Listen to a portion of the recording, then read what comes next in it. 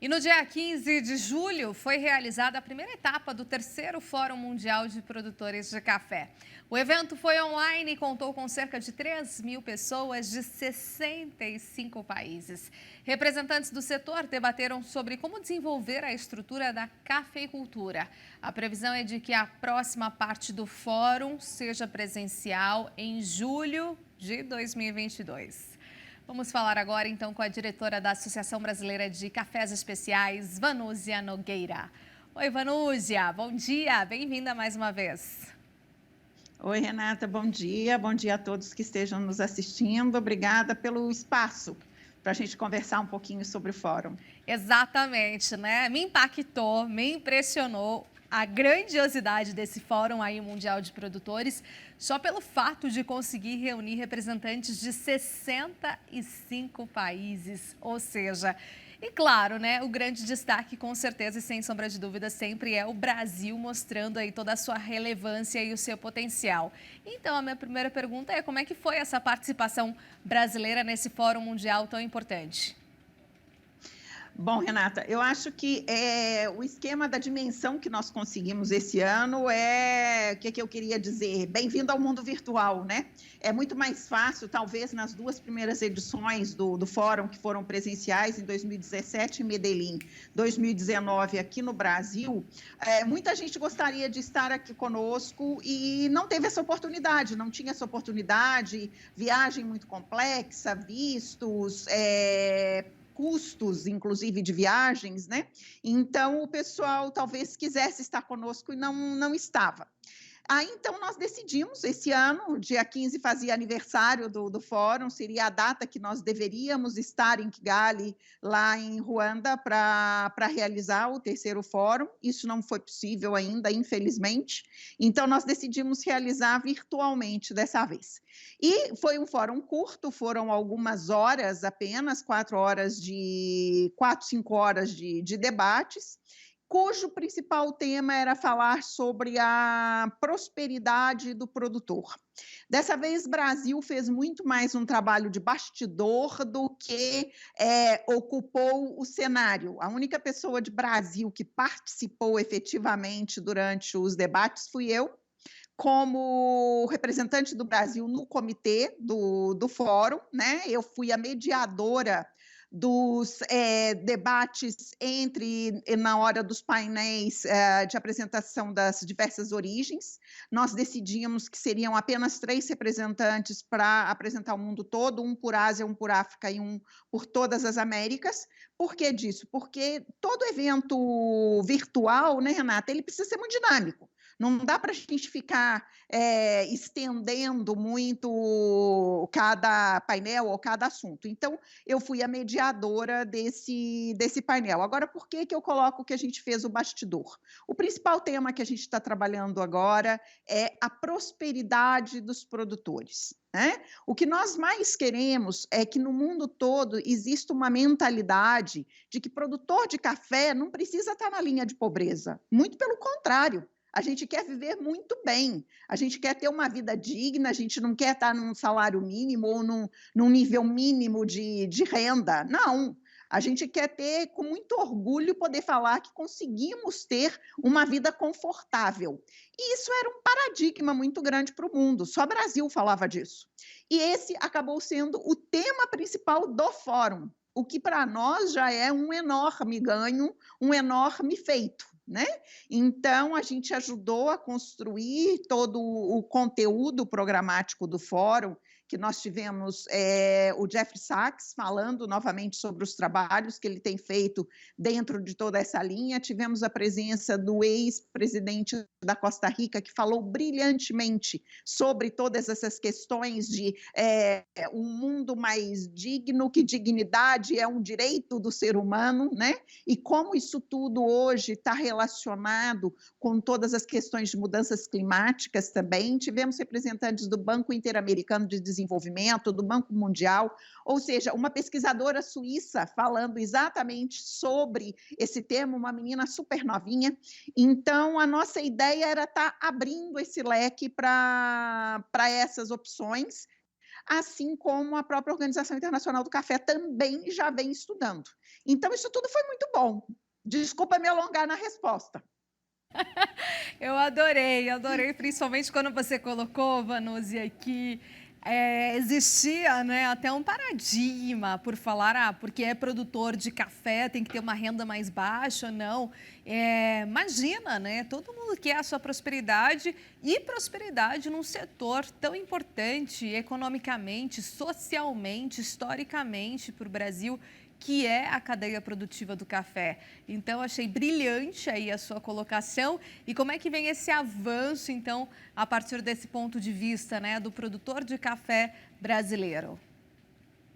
Bom, a gente está conseguindo fazer um processo de mobilização que existe também. Hoje existe eles chamam de task force, de uma força-tarefa dentro da Organização Internacional do Café, que também está tratando desse tema, que é mais ou menos um repensar estratégico do setor. E a linha dessa task force, a equipe que está mais evoluindo é também essa linha que está trabalhando a questão de prosperidade para os produtores. E, aos poucos, nós estamos juntando uma série de outras entidades. Ontem mesmo eu participei, já em decorrência disso, de um outro debate dentro do ITC, do International Trade Center, falando também a respeito desse assunto, ou seja, nós estamos conseguindo reverberar isso. Agora, não adianta só falar, né, Renata? Nós temos que agir.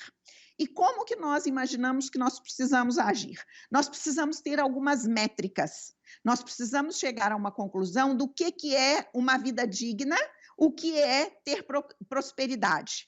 E já temos consciência de que nós vamos ter métricas, ou seja, medidores, mas que os números finais, os números absolutos, eles não serão os mesmos em cada país, porque eles vão depender muito das condições de vida, do custo de vida em cada um desses países. Então, aí, depois de definidas quais serão essas métricas, nós vamos ter que efetivamente fazer uma lição de casa, e já temos muitos países mobilizados para isso.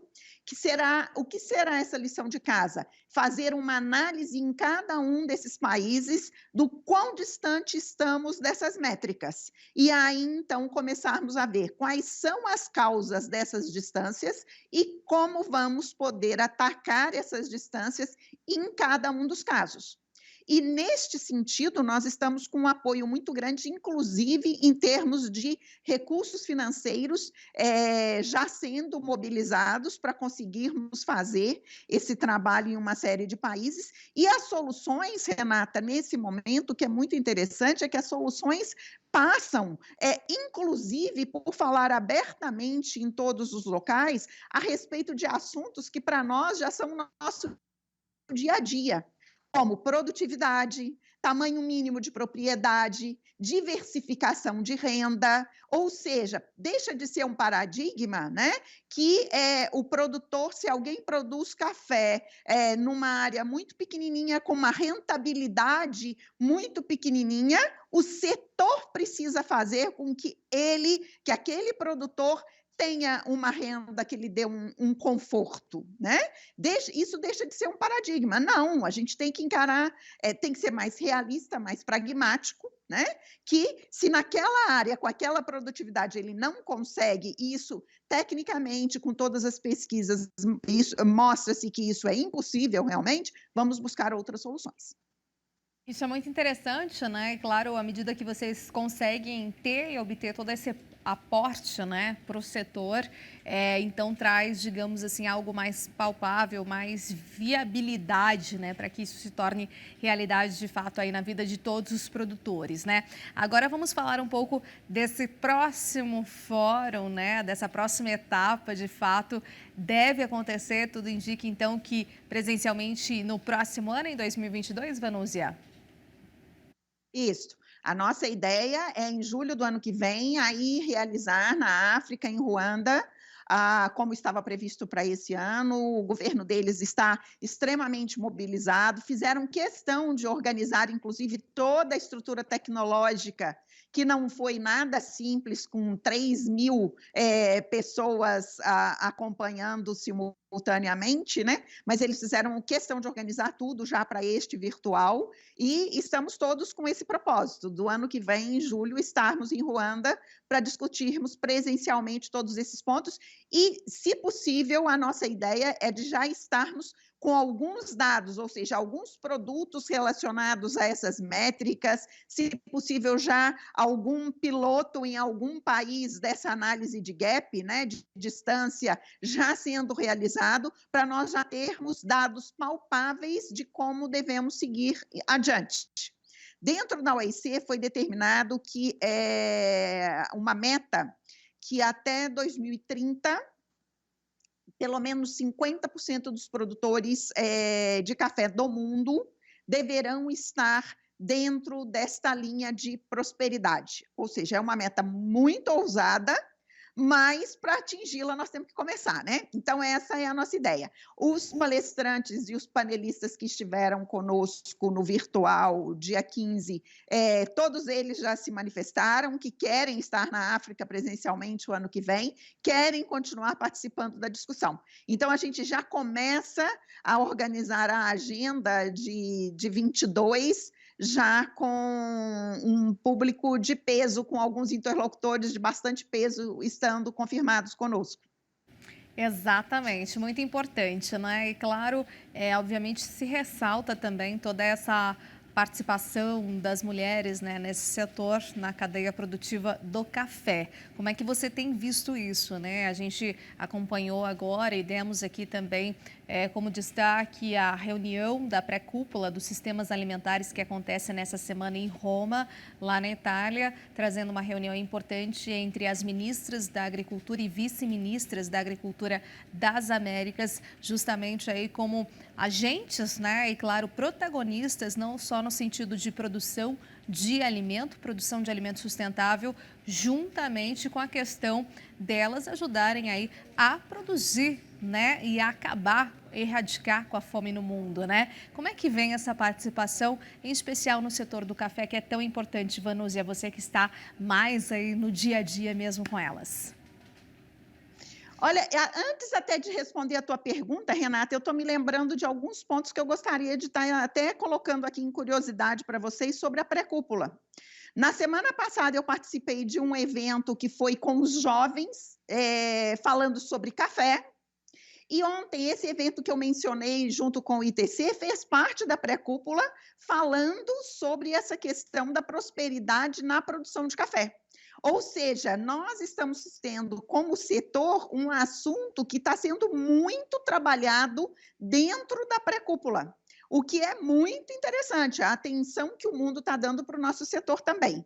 E a questão de equidade de gênero, Renata, é algo que nós temos que ir trabalhando, não existe solução mágica para isso, mas existe uma série de questões que precisam ser muito trabalhadas, principalmente em algumas regiões. Se nós ainda percebemos problemas, e eu não gosto de falar de problemas, desafios, oportunidades para crescimento ou para melhorias no Brasil, imagine países que têm, que estão culturalmente e economicamente mais defasados do que a gente, né? Então, existem muitos países onde a mulher sequer pode ter uma conta bancária. Então, existem muitas ações governamentais, de leis, de mudanças de culturas em uma série de países que são extremamente relevantes dentro desse processo de dar a nós o nosso espaço, né? Aquele espaço que nós temos certeza absoluta que nós temos competência para ocupar, né? Mas, em muitos momentos, nós precisamos de um apoio maior para que essas questões sejam alteradas e sejam trabalhadas de uma forma diferente. À medida que vão nos dando espaço, nós vamos trabalhando da melhor forma, a gente vai trabalhando com calma, com serenidade, mas com o lado feminino, né? Muito pragmatismo e, ao mesmo tempo, muita atenção aos detalhes. Exatamente. Muito obrigada, então, por sua entrevista aqui mais uma vez e até a nossa próxima oportunidade aí de conversa, viu?